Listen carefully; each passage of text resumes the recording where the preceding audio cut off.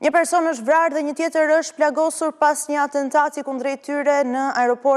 pranë aeroportit të Rinasit. Bëhet fjalë për Gilmando Danin, i cili ka humbur jetën, një i njohur ndryshe dhe si krau i djathti Emiliano Shullazit, dhe Muçi Shaljani, i plagosur, i shtruar në spitalin e traumës, i cili njëkohësisht është dhe shofer policie dhe shoferi i mjetit të shënjestruar. Këto janë dhe detajet të cilat në vijnë nga atentati ndodhur vetëm disa minuta më parë pranë aeroportit të Rinasit kundrejt Gilmando Danit, krau i djathti Emiliano Shullazit, teksa informacione në kohë reale janë duke u përditësuar në lidhje me këtë ngjarje, ne do të bëjmë edhe një komunikim të drejt për drejt me kolegun gazetari Nervin Leka.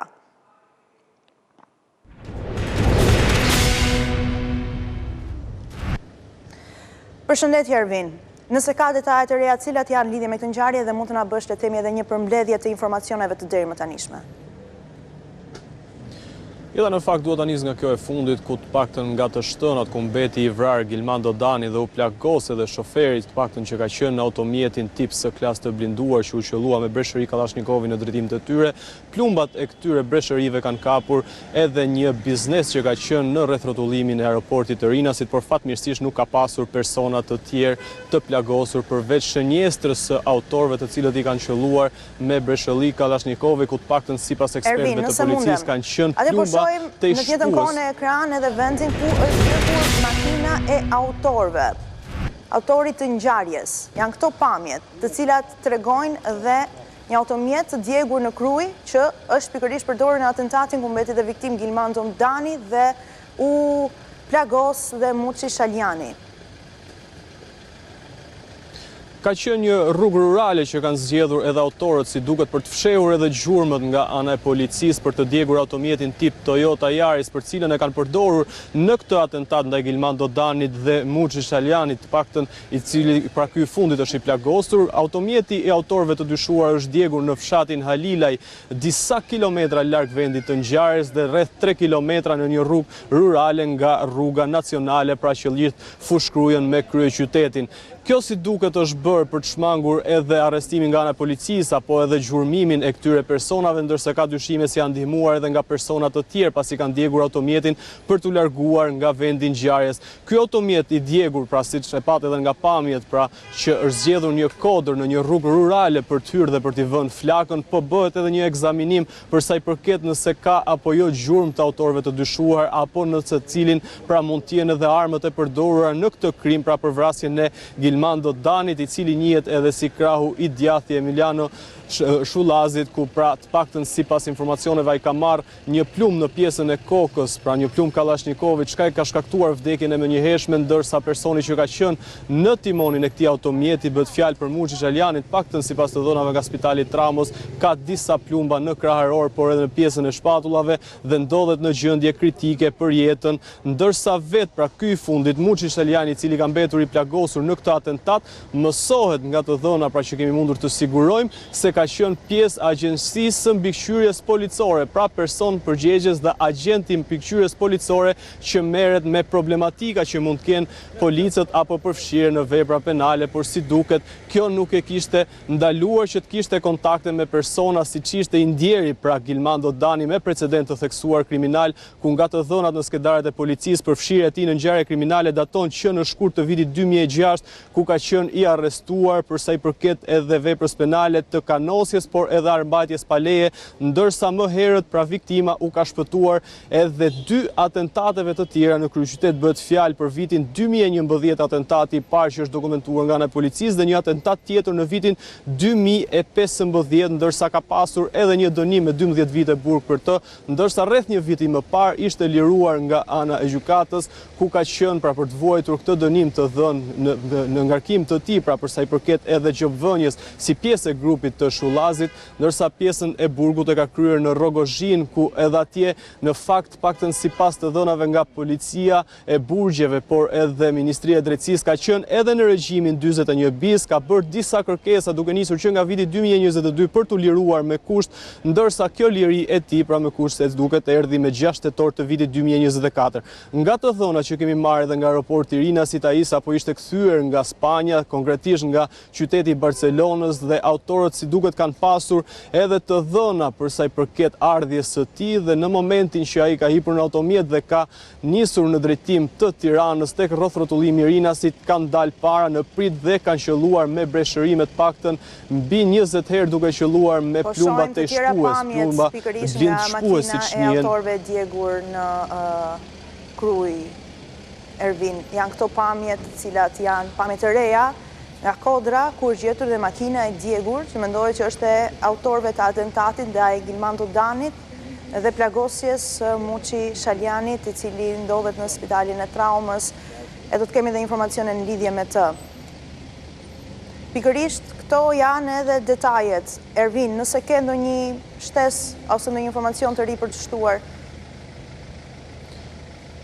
Jeta në fakt vetëm pjesa e djegës së këtij automjeti është një zonë e pambuluar me kamera sigurie, çka e vështirëson edhe gjurmimin e mëtejshëm të këtyre autorëve që bën këtë ekzekutim në aeroportin e Rinasit, megjithëse policia po punon pra dhe po vijon edhe kontrollet e zonës për kapjen e tyre, por si duket është e vështirë për shkak edhe të terrenit që ata kanë zgjedhur për të djegur automjetin dhe ka dyshime se janë ndihmuar edhe nga persona të tjerë për t'u larguar pasi kanë vënë flakën makinës që përdoren në këtë krim. Ervin, të falenderoj për raportimin.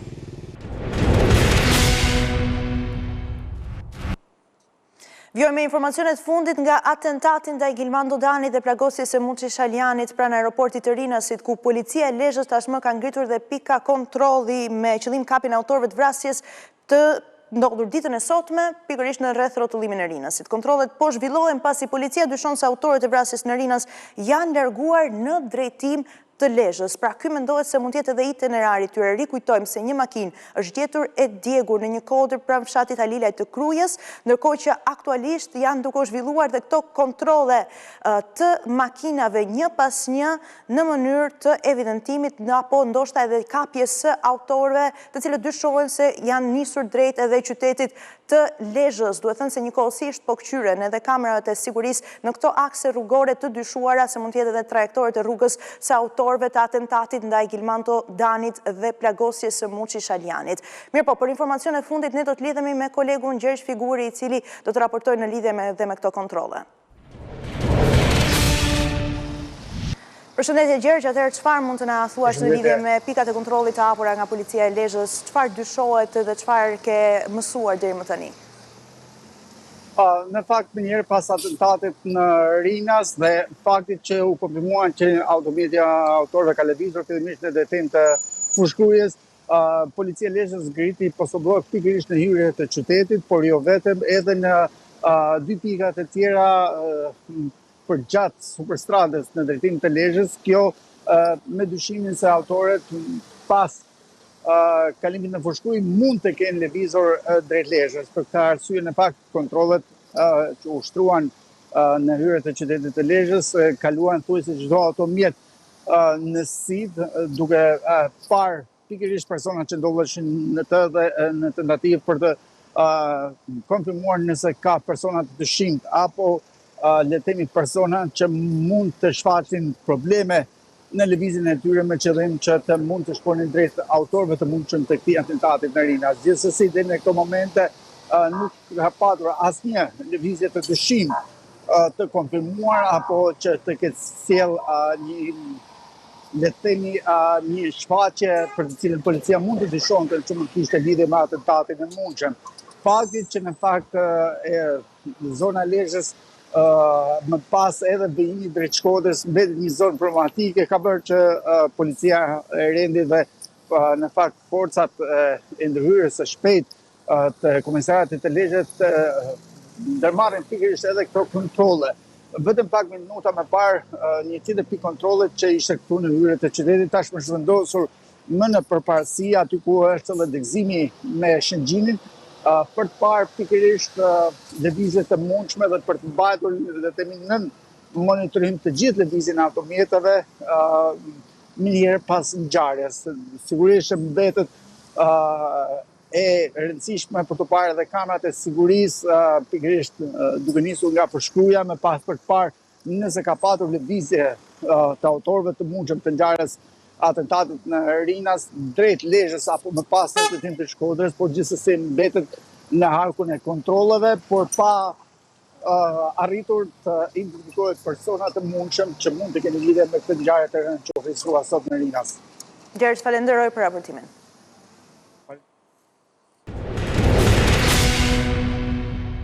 Atentatin ndaj Gilman Dudani dhe plagosja e Muçi Shaljanit, policia është pikërisht në Kodrën, në fshatin Alilaj, në fushkruaj aty ku u gjet edhe një makinë e djegur, duke marrë edhe informacionet dhe të gjitha provat e mundshme për të identifikuar autorët. Këto janë pamje të drejtë për drejta nga vendngjarja, aty ku ndodhet dhe kolegja jon Bleona Prengzaj, me cilën do të lidhemi menjëherë. Bleona, përshëndetje. Të përshëndes, ndodhemi pikërisht në vendin ku është djegur edhe makina e përdorur nga autorët e dyshuar të atentatit të ndodhur pak orë më parë në rreth rrotullimin e Rinasit. Siç mund ta shikojmë në këto momente, makinat e policisë po largohen nga vendi i ngjarjes, ndërkohë makina dyshohet të jetë djegur në pjesën sipër të Kodrës. Autorët dyshohet të kenë përshkruar në fakt rrugën kryesore të fushkrujës, më pas për të drejtuar drejt hyrjes të fshatit Halil dhe më pas ka ndalë në këtë rrugë, siç mund ta shikojmë jashtë rrugës kryesore, për të djegur më pas makinën në Kodrën. Po, Bleona, e shohim pamjet e drejtë për drejta, pikërisht edhe të vendngjarjes dhe zonës ku është djegur makina në Kodrën, në fshatin Halil, aty ku ndodhesh edhe ti, ku pak më parë ishte edhe policia duke mbledhur provat e nevojshme për të bërë identifikimin e autorëve, të cilët rikujtojmë edhe një herë sipas dhe informacioneve dhe vendosjes së pikave të kontrollit në hyrje të Lezhës, por jo vetëm, duke se mund të marrë një drejtim në atë trajektore, por pritet, po bëhen kontrolle të imësimshme të makinave të cilat janë duke kaluar në këto akse rrugore drejt veriut të vendit. Rikujtojmë edhe një herë për sa i përket informacioneve të ngjarjes, Bleona, vijojmë së bashku edhe transmetimin, rikujtojmë se vetëm pak se një orë më parë në rreth rrotullimin e Rinasit, breshëri, plumbash, tejt shpues, goditën makinën e blinduar të Gilman Dudani, duke lënë atë të vdekur brenda makinës dhe duke plagosur Muçi Shaljanin, i cili ishte brenda makinës njëkohësisht dhe shofer i policisë. Rikujtojmë se Gilman Dudani ishte rikthyer nga Spanja, vetëm një vit e pak më parë ishte liruar nga burgu në tetor 2024, pati 2 atentate kundrejt tij dhe ky është atentati i tretë, i cili mori dhe jetën Gilman Dudanit, krau i djathtë i Emiliano Shullazit. Bleona, rikujtojmë edhe një herë informacionet për sa i përket pikave të kontrollit të makinave për makinat, pra për të kontrolluar makinat në tentativa për të gjetur dhe autorët e dyshuar të atentatit. Patjetër që është herë të themi ndoshta pista hetimi, nëse ka ndonjë dijeni se kush mund të jetë, por përsa i përket informacioneve që ti ke në lidhje me këtë çështje dhe kontrolli që vetë policia bëri në Kodrën në fshatin Halil të Krujës. Fabiola, ngjarja ka ndodhur rreth orës 14:15 minuta, pikërisht në rreth rrotullimin e Rinasit, ku personi plagosur, por edhe viktima sapo kishin ardhur nga Spanja, mësohet sipas informacioneve. Këta të fundit kishin lënë në parkimin e aeroportit makinën e parkuar që prej datës 7, më pas pasardhjes ditën e sotme, ato kanë marrë automjetin e bardhë tip Benz dhe kanë qenë duke dalë nga ambientet e aeroportit për të nisur pastaj dhe për rrugtimin e tyre, ndërkohë atentatorët dyshohet se kanë qenë duke i ruajtur në momentin që të dalë dhe kanë qelluar me breshëri armësh ndaj tyre. Në fakt, Bleona, ne jetë një atentat i mirë menduar. Kemi edhe imazhin e Muçi Shaljanit, ky është dhe apo i njohur ndryshe si Muçi Sheqeri. Është pikërisht ky person i plagosur i cili ndodhet i shtruar në spitalin e traumës, po merr ndihmën mjekësore, ka plag në kokë, është në gjendje të rëndë. Rikujtojmë se ishte një plumb në kokën e Gilman Dudani që i mori jetën këtij të fundit, brenda makinës së tij të blinduar me plumba tejt shpues. E shohim në ekran imazhin e Muçi Shaljanit, i njohur ndryshe si Muçi Sheqeri, personi që shoqëronte Gilman Dudani, i cili po rikthehej nga Spanja, ku kishte qëndruar pas edhe daljes së tij nga burgu në tetor 2024. Atentati i tretë që i mori jetën Gilman Dudani, 2 të mëparshme, nëse nuk gaboj, në vitin 2011 dhe 2015. Në ndërmjet të ekranit shohim imazhin e viktimës Gilman Dudani dhe në krahun e djathtë djathtë të ekranit është i plagosur i rënd me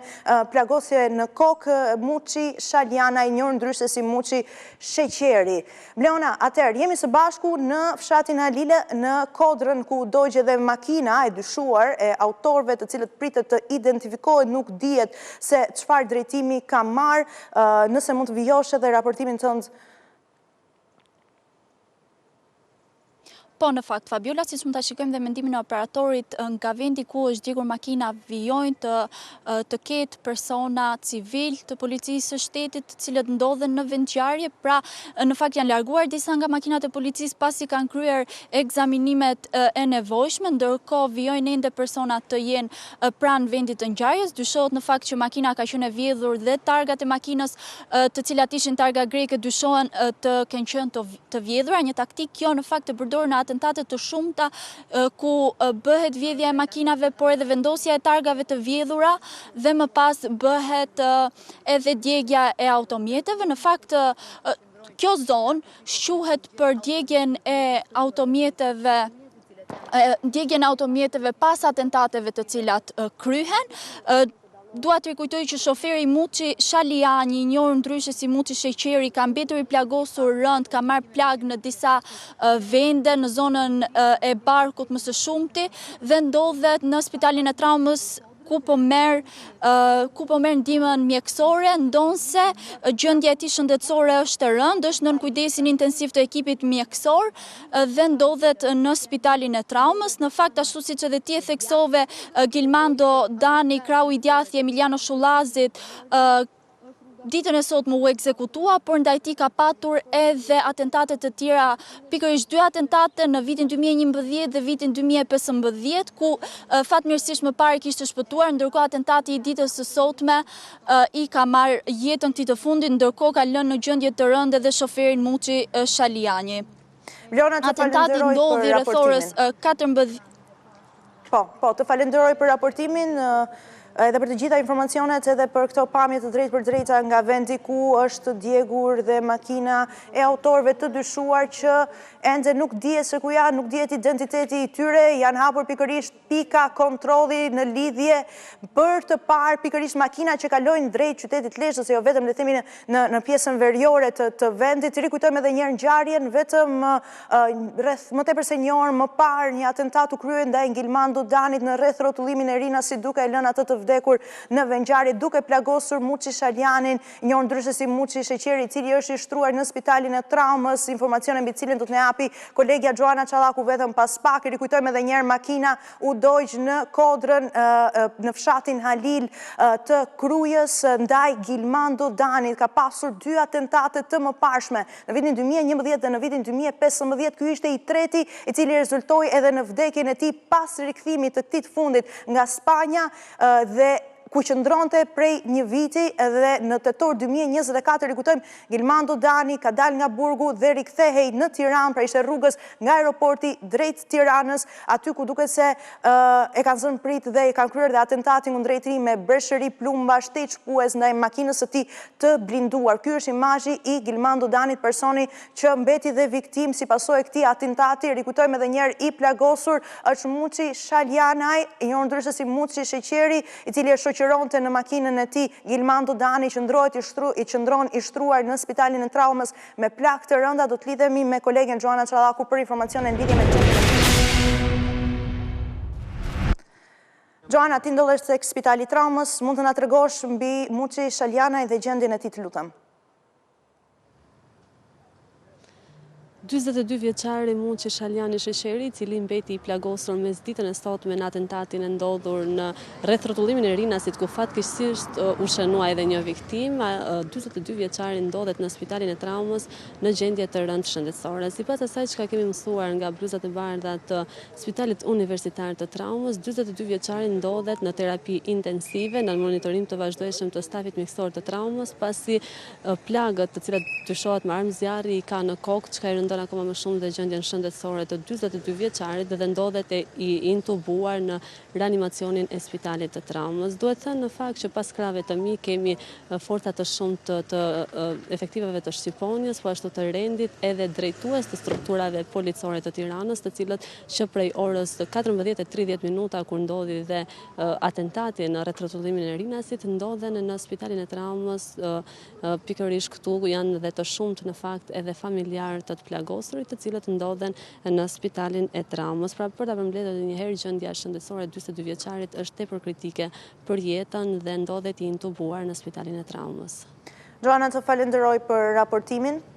Kështu paraqitet edhe gjendja e të plagosurit Muçi Shaljana i Muçi Sheqeri në spitalin e traumës në gjendje kritike për jetën, teksa edhe forcat e policisë janë pikërisht në spital të traumës, teksa edhe veprohet për t'i dhënë edhe ndihmën mjekësore të plagosurit në të atentat të ndodhur në rrethrotullimin e Rinasit. Për shumë informacione të cilat do të jenë të përditësuara në kohë reale në lidhje me këtë ngjarje, por edhe jo vetëm, unë juftoj të na ndiqni në webfaqen tonë ABC News.ka, njëkohësisht transmetimin ton të drejt për drejt e ndiqni në valët e radios 105 FM. E përmbyllim këtu transmetimin së bashku, por mos u ndani nga ekrani ABC News. Do të vijoni transmetimin me kolegen Habi Hoxha në lidhje me këtë ngjarje, por edhe shumë të tjera në Ballkan Update. Bashkëmirëpafshim.